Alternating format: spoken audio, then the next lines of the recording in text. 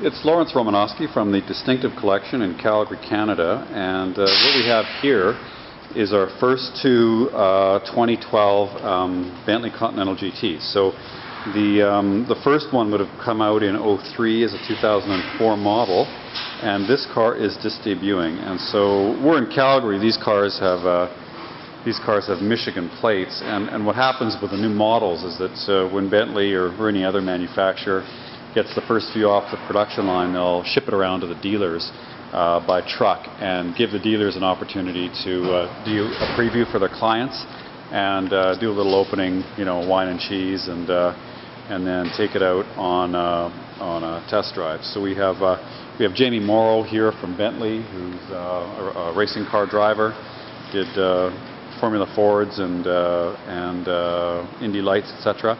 So he's been demonstrating the car to our customers, and then we've got the first couple cars here that are in our drive-throughs.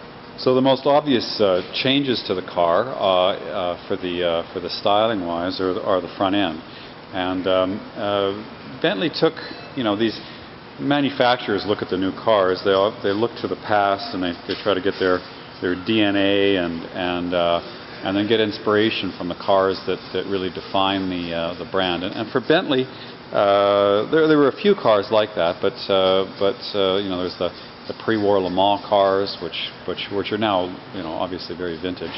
And then there was something in the 50s called an R-Type Continental, which was a special bodied Rolls with a 4.5 liter straight six. But it was a lightweight aluminum body and a two-door fastback, and you could have it in a manual transmission. And those cars are incredibly beautiful and desirable today. I think you'll need about $600,000 or $700,000 for one. They only made a few hundred, and that's the R-Type Continental. There was something called an S-Type Continental, which looks almost as good for half the price, but that's another video. Anyway, one of the features on that car is the light treatment, and the way they had the lights at a 45-degree angle, the headlights and the fog lights, and they did that with the Series 1 and the Silver Cloud, the Rolls-Royce and then the Bentley cars of the 50s. And so they adopted that, as with the Mulsanne, and so we get different light treatments, and now we get a xenon low beam, and then we get the LEDs for the high beam. So, and then now the evolution of lights and LEDs is the cars have this light signature now. I think Audi started it with the eyebrows, so every car has got to have like a eyebrow or an eyelash or some form of decoration around the light. And so the Bentleys at night look fantastic anyway. So everybody's trying to make lights like jewelry. It's kind of overused, but these really do look high quality and beautiful, and not too gimmicky or glitzy or whatever. So okay, so then the front end of the car is new. The air dam at the bottom is a little bit more pronounced, and then overall they tried to make the car a little bit sportier. A little bit, they wanted the stance to be wider, the car to look a little bit lower, and the car to maybe be a little bit more aggressive, but not lose sort of the sophistication and the class that it was known for. So they changed the composition of some of the panels. So they've developed a process which they call superforming, which is they heat the aluminum panel and then they suck it onto a mold to develop a shape. And it allows them to develop a very acute angles and sharp creases. Okay, so with this car, then we've got a character line running along the front now, above the headlights, and we've got these lines here, which are quite a bit sharper and more pronounced than the one on the previous model. It's an inch wider in the front and a couple inches wider in the rear. Now this line right now runs right through the center of the door handle to the rear. And the previous Continental, it was down lower. The width in the rear is, I think, the most noticeable. This surface here is a lot flatter, and it's got wider hips, wider haunches, and This line here, again, these character lines are a lot more tightly defined. In the rear, they have what they call this double horseshoe, which the Mulsanne also has. So again, another sort of sharper character line on the top and a sharper character line on the back. You get to plug your trickle charger right in underneath here without opening a trunk, which makes a lot of sense. I don't know why anybody's done that earlier.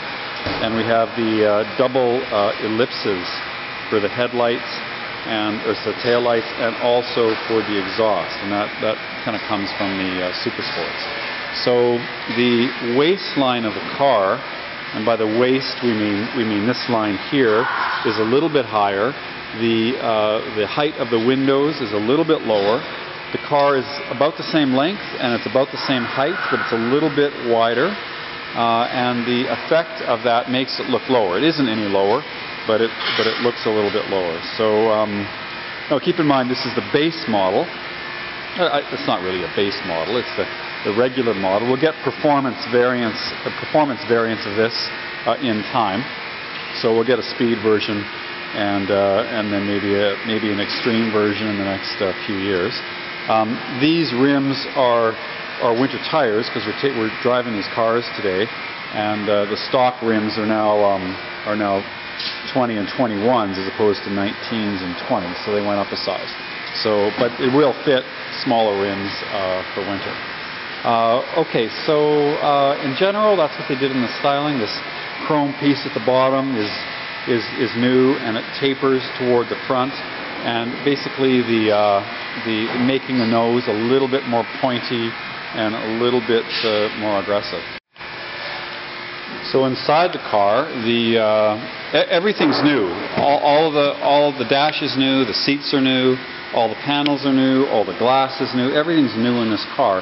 Yet it's very familiar to you if you've had the original Continental.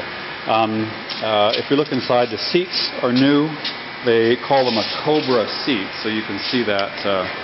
You can see that the way they flare up at the top. This is the standard interior. The red car has the Mulliner with the quilted leather.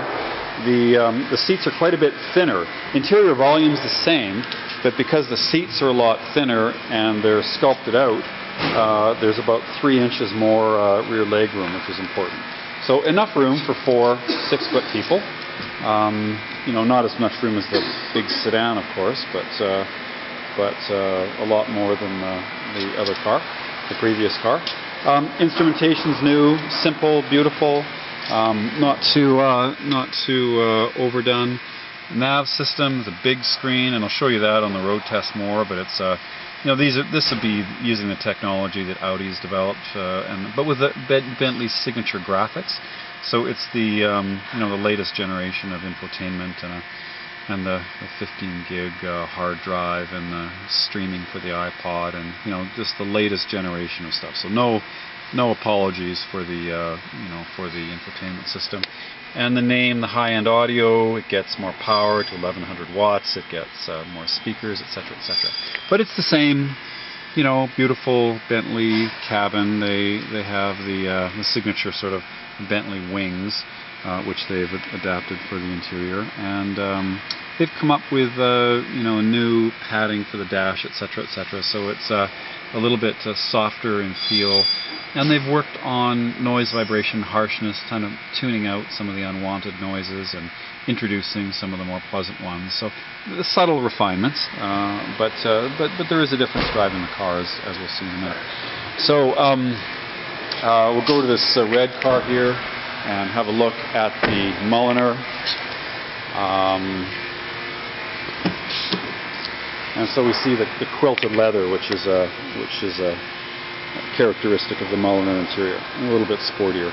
And now we can get the ventilated seats in the Mulliner, as before we couldn't. So that's new and actually important to quite a few buyers. This is the turned aluminum dash, like you'd see on the pre-war Bentleys or the Bugattis, etc., etc., which is a machined finish on an alloy.